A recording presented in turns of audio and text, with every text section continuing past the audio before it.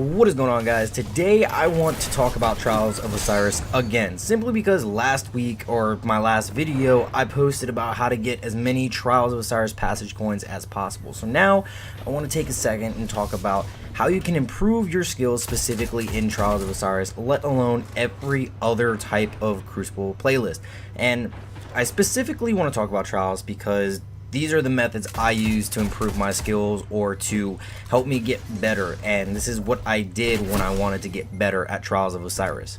Now, you can technically use these or this method to get better in just about any playlist, but again, Trials of Osiris is my main focus at this point in time.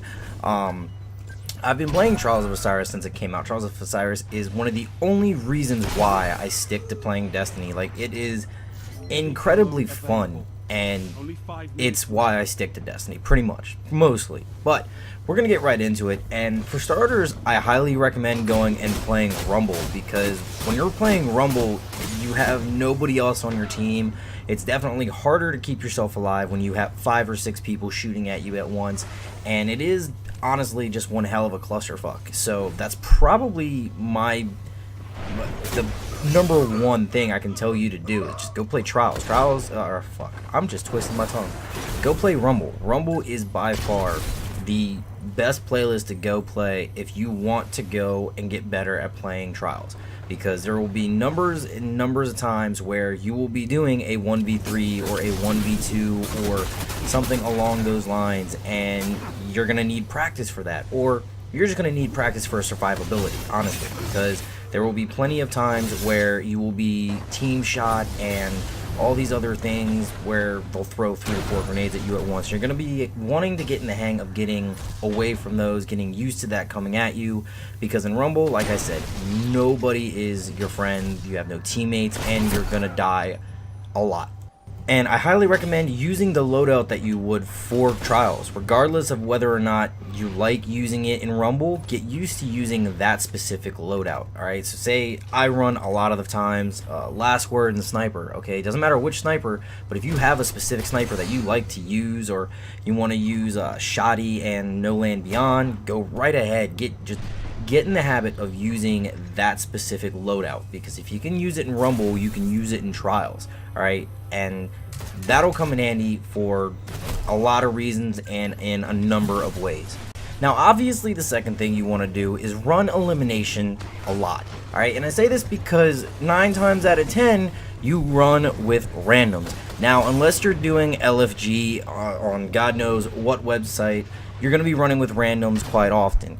Now, when you run Elimination, not only do you run with randoms, but you get in the habit of thinking for yourself, playing for yourself, and just being you. You get into those 1 versus 3 clutches a lot, or you get pinched a lot, and that's something you really have to work on, is not running into one of the worst spots possible where you'll get pinched in a heartbeat. Because there are plenty of places on every map where you will come across, or I should say go around a corner, and there will be somebody there waiting for you, and faster than you can get out, somebody will be behind you, and then you're screwed. And a lot of times there's nothing you can do about it. You just have to watch yourself so that you don't get into those predicaments. And another thing you're going to want to do is learn to run with your team. I like to run by myself a lot and flank, which isn't always the best of options or ideas, simply because if I leave my team in a 2 versus 3 scenario, they might get utterly fucked, and it's my fault, because that extra gun could have saved their lives or could have killed somebody else or whatever. Or I could get put into a 1v3 or a 1v2 scenario and then just fucking die immediately, because there's nothing I could have done. I got pinched again, or God knows what else. It's one of those things that you have to practice on doing a lot, and or practice on getting out of a lot, because there are times when you can't help this, alright? No matter how many times you blame the other team, you blame lag or whatever, it is in fact your fault, and you could have prevented it. Now, that's why I say run Elimination, and I say run Elimination without using your own teammates or anything like that, because there will be a lot of times where if you expect your teammates to do better than you and they don't, you're kind of screwed, because you can't put all of the weight on one person's shoulders. I mean, you probably could if the person was good enough, but in these scenarios, we're going to say you can't. And there will be a lot of times where you come across a team of 3 people either playing all Sun Singers or all Shade Steps or I'm sorry, Night Stalkers or all Titans with Juggernaut and Lightning and Flashbang Grenades. And these specific like team compositions are for the people that have no skill. And I say that because if you run around as a Night Stalker and all you do is throw smoke and grenades like these people here are, and you roll around everywhere, and that's how 9 out of 10 of your kills come up, is from your smoke grenades and your grenades. That's not really skill. That's just, obviously you're using your class to your advantage, but it's not a very good way to do so. It's a crutch in my honest opinion. And same thing with Juggy. If you run around as a Titan with Juggernaut on and a shotgun, then you know you're virtually unstoppable, and it's one hell of a way to cheat the system, and I honestly hate it when people do that. Same thing with Sunsinger Warlocks. You run around as a Sunsinger and all you do is throw your grenades everywhere, and you run the chest piece that gives you 2 grenades. It's a crutch. It happens all the time, and it's one of the worst things ever. You come across them more than you would like, but there's nothing you can do about it. So run into Elimination and find ways to get around these people that play these combos like this group of people here is. Okay, that's all they're doing. That's all they're killing people with is their shotties, their I should say they're rolling shotties, because that's what they're doing. They're rolling around with shotties, and they're throwing their smoke grenades, and they're doing all the cheap stuff that people with 0 skill have. Now, these are the things that you want to work on getting around of in Trials of Osiris. If they'll do it in Elimination, they'll do it in Trials. And that's one of the things that you got to watch out for. There are methods you got to work around, and honestly, that's my next thing I gotta tell you all about, is play to the other team's disadvantages, okay? And trust me when I say the other team has disadvantages, okay? You might not be able to find them immediately, but when you do, work against them, okay? Do not just play your same strategy over and over and over again. If you see that the other team is running the same strategy and you're running the same strategy and your strategy isn't working, mix it up. Do that one person that decides to go out and flank, do a 2v3, and then that one person comes behind and completely annihilates everybody on the team. That's sometimes what you have to do, and so be it, alright? It sucks, but if you have to put yourself out there, just do it, alright? I do this all the time. Granted, it doesn't always work, but sometimes you just have to do it, alright?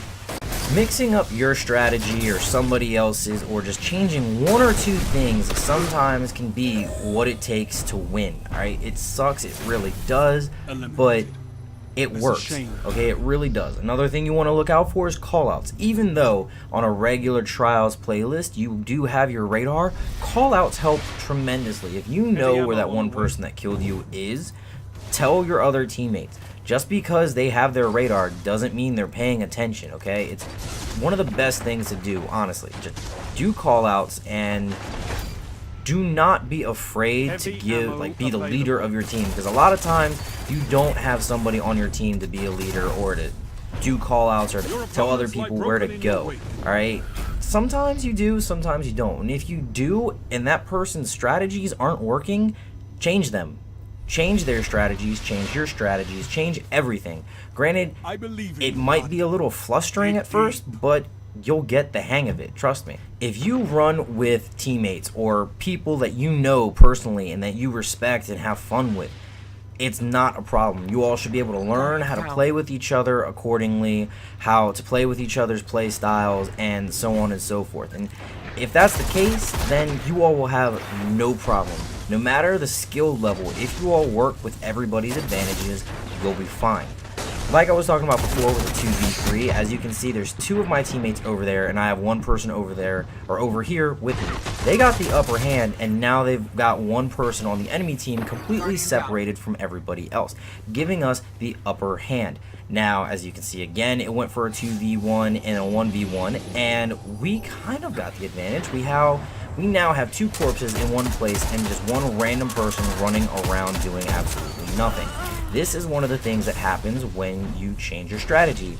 Changing your strategy can not only throw your team off, but it easily throws off the other team, and that's exactly what you want, is to throw off the other team as quickly as possible, because then they don't have time to recuperate. They don't have time to create a new scheme of things or a new team composition, or you all know what I'm talking about. I'm flustered with words right now, like I always am. But that's just something that you need to keep in mind, is trying your best to throw off the enemy team in any way possible, okay? It's honestly a lot easier than people think. You just need to be able to know how to do it. I would also recommend having one person do nothing but long-ranged attacks, meaning Mida multi-tool, any other form of a scout rifle, or a really long-range pulse rifle, and a sniper. And this is for suppressive fire or for backup, or that one person that sees things that the other team does not. Now, when you have two other people that are running shotties and a pulse rifle or a last word or something along those lines, fine, that's great. Do it, okay? It's one of the, honestly, I think that's the best method to go for, is to have two shotties and one sniper. That way you have people being able to just, you know, support each other. If you have one person in the back doing minimal amount, I guess you could say it's minimal amount, but it's really not. They are holding their own weight in an aspect.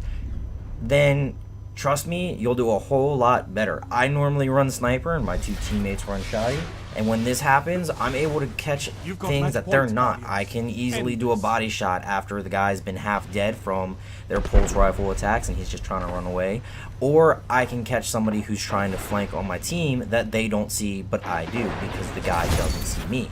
Now when this happens, you can catch the enemy by surprise instantly, because without that one extra person, what are they to do? A whole lot of nothing.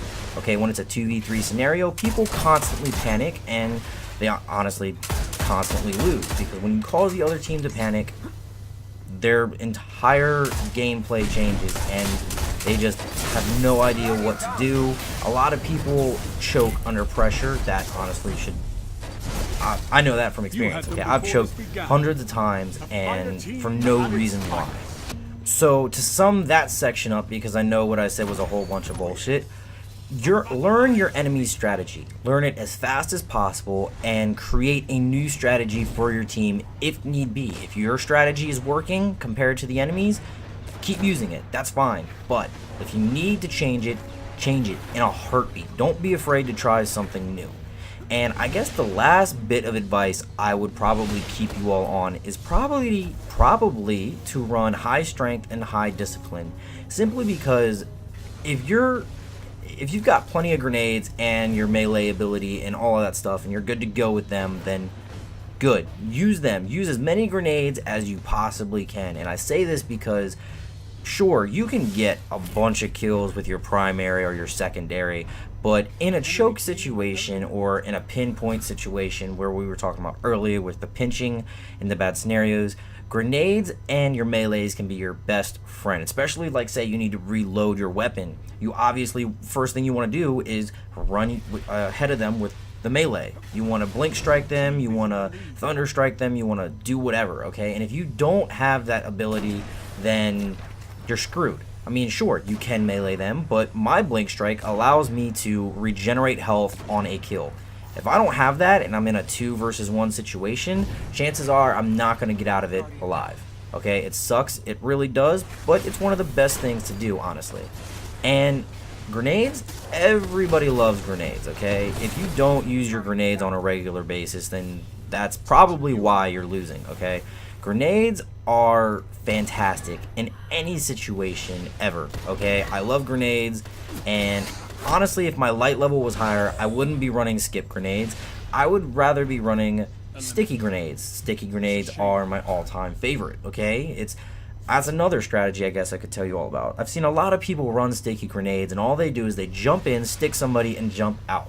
Yes, it's an instant kill if your light level is high enough, but it's kind of a bitchy type of strategy. Like, I'll admit, I don't do that. I do it in a last case scenario when it's a 1v2 or a 1v3. You stick one person and then you immediately focus fire on somebody else. It's fantastic. It works all the time. And then there are those people that run around and stick somebody and run away. And then there are people that run double stickies and do that even more. And that sucks just as much, okay? It really does. but it's a strategy that works. And if you're getting all of these kills anyway, you don't need high intellect, because each kill you get gives you a percentage of your super. So the more kills you get, the more super you get. Obviously, if you have more intellect, your super regenerates faster, but most people only get their super once a game, twice if they've got high intellect. But honestly, I don't see the point in having two supers. I use supers only for a tight situation when you absolutely need one, or you're trying to finish that fourth round as fast as possible type of a thing.